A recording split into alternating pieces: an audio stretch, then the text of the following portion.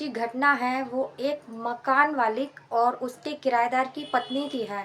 उस मकान मालिक का अपने ही किराएदार की पत्नी के साथ संबंध होता है, अवैध संबंध। जब उसके पति को शक हो जाता है तो वो वहाँ से खाली कर देता है, खाली कर कर कहीं और चला जाता है। बात जब बढ़ जाती है, जब वो मकानदार जो होता है, मकान मालिक जो होता है, वो वहाँ भी उसकी पत्नी से मिलने चला जाता है और जब उसकी पत्नी इस चीज़ का विरोध करती है तो वो मतलब पैसे मांगने लगता है और उसको पैसे मांगता है, कहता है अगर या तो मेरे साथ संबंध बनाओ या मेरे पैसे वापस दो। तो इस बात को लेकर वो दोनों पति पत्नी इतने ज़्यादा गुस्सा हो जाते हैं कि उससे बदला लेने की सोचते हैं और बदले में वो क्या करते हैं ये आपको इस वीडियो में पता चलेगा। तो वीडियो पूरी ज़रूर देखिएगा, मैं आपको डिटेल से सब कुछ बताऊंगी। और अगर वीडियो अच्छी लगे तो वीडियो को लाइक भी कर दीजिएगा, चैनल को सब्सक्राइब कर दीजिएगा अगर आप लोग चैनल पर नए हैं तो चलिए वीडियो शुरू करते हैं। दोस्तों, ये जो घटना है ये मध्य प्रदेश के आगासोर कठाई थाना क्षेत्र के पास एक गांव पड़ता है। वहां पर एक व्यक्ति की लाश मिलती है। अब उस लाश को जब पुलिस अपने कब्जे में लेती है तो उस जो व्यक्ति की लाश होती है उसकी जब शिनाख्त होती है तो उसकी पीजी कॉलेज के टेक्नीशियन के रूप में होती है और उनका नाम रामकिशन होता है। अब जब उनको और वहाँ से जब उनकी लाश के पास से कुछ चीज़ें भी बरामद होती हैं, जैसे कि उनकी एक जोड़ी चप्पल हो गई, बिना सिम कार्ड का मोबाइल हो गया। अब आसपास के लोगों से पूछताछ की जाती है तो लोग पहचान जाते हैं क्योंकि वो कॉलेज के टेक्नीशियन थे। अब उन्हें जब उनकी बॉडी को पोस्टमार्टम के लिए भेजा जाता है तो पोस्टमार्टम में सीधा पता चल जाता है, हत्या का मामला पता लग जाता है कि इनकी हत्या हुई है।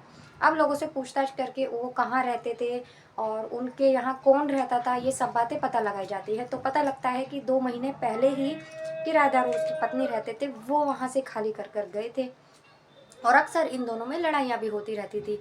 तो फिर अब उसकी छानबीन शुरू कर देती है, किसी से उसका नंबर भी मिल जाता है। एक महेश नाम का व्यक्ति होता है, महेश नाम का व्यक्ति उसके यहाँ किराए पर रहा करता था।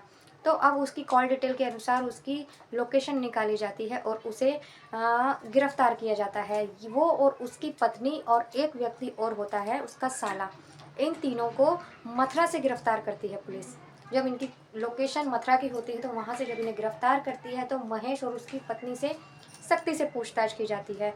पूछताछ के दौरान वो लोग अपना जुर्म कबूल कर लेते हैं और बता देते हैं। महेश बताता है कि करीबन 2.5 साल पहले मैं अपनी पत्नी को लेकर इनके यहाँ किराए पर आया था और किराए पर आने के बाद यहाँ जब रहता था तो मुझे शक हुआ कि मेरी पत्नी के और इनके बीच में नाजायज़ संबंध है।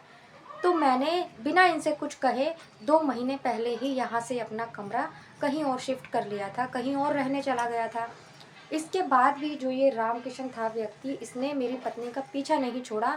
ये मेरी पत्नी से मिलने के लिए वहाँ पर भी आया करता था। जब ये वहाँ पर आया जाता था तो मेरी पत्नी ने इससे मना किया कि अब ऐसा कुछ नहीं हो सकता। तो जो ये रामकिशन था मेरी पत्नी को ब्लैकमेल करता है कि या तो मेरे साथ संबंध बनाओ पहले की तरह और या फिर मेरे जो भी पैसे हैं वो वापस दो, नहीं तो मैं तुम्हारे बारे में सब कुछ बता दूंगा। जब वो ऐसे करता है तो वो अपने पति को बताती है, महेश को बताती है सब कुछ।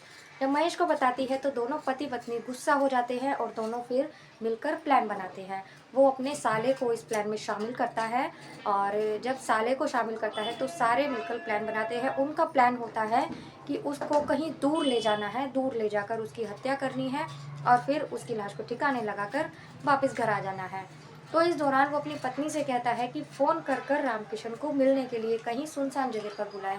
तो वो ऐसा ही करती है। उसकी पत्नी 23 नवंबर की बात होती है, जो उसकी पत्नी रामकिशन को फ़ोन करती है और उसे मिलने के लिए खेतों की तरफ बुलाती है।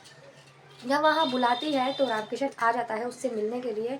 सुभाष वो उसका जो पति होता है महिला का, वो पहले से ही वहाँ मौजूद होता है, महेश और उसका साला। अब जो उसका साला होता है मौका देखकर उसके सिर पर वार करते हैं पत्थर से, जिससे वो गिर पड़ता है। गिरने के बाद ये लोग उसकी हत्या कर देते हैं। हत्या करने के बाद तीनों मिलकर उसकी लाश को ठिकाने लगाने के लिए जाते हैं।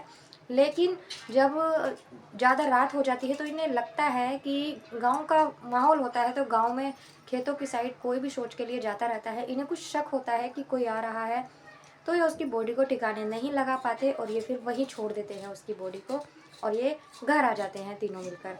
जब फिर पुलिस को उसकी बॉडी मिलती है तो उसकी शिनाख्त की जाती है। इसमें तीनों को मथुरा से गिरफ्तार कर लिया गया था और तीनों को ही कार्रवाई करके 302 के तहत पहले ही मुकदमा बनाया गया था और इनको गिरफ्तार करके अरेस्ट करके जेल भेज दिया जाता है।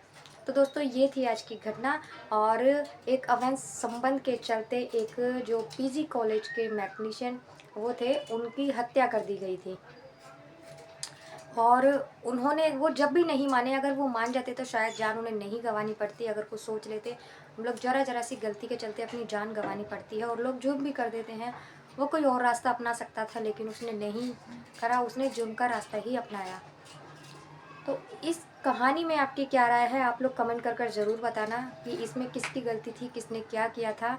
और आप लोग अपना नाम और अपनी जगह का नाम ज़रूर कमेंट में लिखना, तो मैं अगली वीडियो में आपका नाम लेकर आपका शुक्रिया अदा करूँगी।